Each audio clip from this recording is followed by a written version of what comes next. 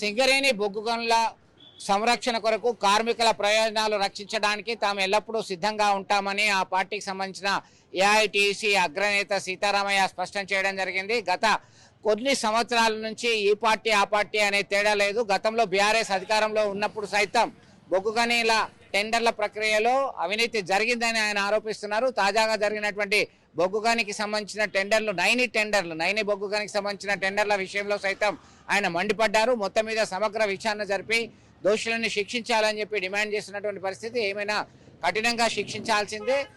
బొగ్గు గని కార్మికుల సంక్షేమం కొరకి తమ కార్మిక సంఘం ఎల్లప్పుడూ ముందుంటామని చెప్పారు. మరొక వైపు కరీంనగర్లో వెంకటేశ్వర స్వామి బ్రహ్మోత్సవాలు ఘనంగా నిర్వహించడానికి సమాయత్తమయ్యారు.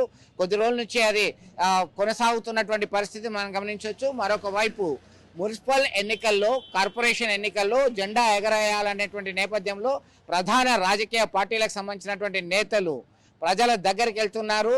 మద్దతు ఇవ్వమంటూ మంచి రోజు వచ్చిందని ప్రచారం సైతం మొదలుపెట్టినటువంటి విషయం మనం గమనించవచ్చు.